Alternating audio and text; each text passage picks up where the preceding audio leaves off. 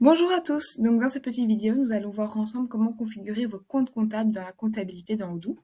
Donc ici, on va démarrer tout d'abord par une configuration de base qui est en fait de renseigner la localisation dans vos configurations comptables. Donc ici, j'ai renseigné la localisation Belgique dans mon fiscal country dans mes paramètres. Cette configuration, va vous permettre d'avoir déjà quelques configurations de base par défaut qui vont être faites dans Odoo, telles que votre plan comptable. Donc, si je me rends sur le plan comptable maintenant, je vais voir que c'est un plan comptable normalisé belge qui a été du coup mis par défaut dans Odoo. Il y a d'autres petits changements qui vont être effectués, tels que par exemple les rapports. Si on prend le rapport qui est le rapport de taxe, je vais remarquer également que ici j'ai mon rapport de taxe qui est déjà configuré grâce à ma localisation belge. Donc une fois que vous avez pu du coup renseigner votre localisation, nous allons voir ensemble où est-ce qu'on va du coup paramétrer nos différents comptes comptables. Donc tout d'abord, vous pouvez retourner dans votre plan comptable et ajouter des comptes comptables si besoin. Donc si par exemple vous voulez rajouter un compte de produit, vous pouvez directement vous rendre dans les comptes de produits, aller vous déplacer ici et ensuite dupliquer un compte et changer le code et le nom de ce compte-ci. Une fois que vous avez du coup mis à jour votre plan comptable, vous allez pouvoir aller dans vos journaux. Donc dans les journaux, vous allez pouvoir configurer toute une série de journaux.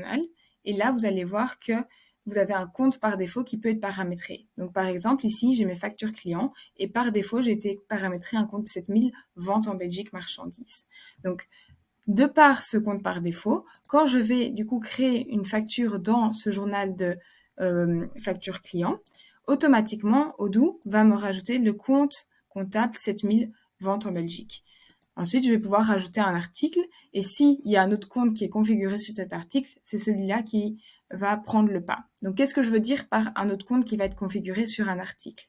Par exemple, je vais me rendre dans mes articles dans Odoo. Donc, ici, vous pouvez aller dans les ventes et par exemple dans articles. Ici, si je vais dans les ventes d'articles, j'ai déjà configuré un produit qui s'appelle glace. Ouh, j'ai tapé un peu trop vite, pardon. Donc voilà, j'ai mon produit qui s'appelle glace. Et donc ici, j'ai pu configurer déjà une catégorie d'articles sur ce produit.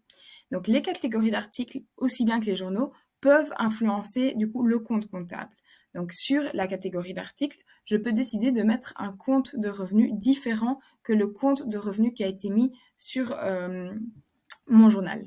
Donc si je reprends le cas que je vous ai expliqué tantôt, donc c'est-à-dire que j'encode une vente sur mon client, par défaut, il utilise ce compte de vente, mais si je choisis de mettre mon article glace, voilà, par défaut, il va utiliser le compte qu'il retrouve sur l'article glace en question, et donc c'est le compte sur la catégorie d'article. Ensuite, vous pouvez encore aller un niveau un peu plus haut et dire, en fait, il appartient à la catégorie aliments, mais c'est encore un compte comptable spécifique dans aliments. Et donc là, vous pouvez aller dans la comptabilité et aller mettre encore un compte comptable spécifique ici. Donc si je mets par exemple, j'en ai créé un qui s'appelle Vente en Belgique glace et que je sauvegarde. Maintenant, quand je vais retourner sur ma facture et que je vais mettre ma glace, c'est ce compte comptable qui va être imputé donc pour les glaces.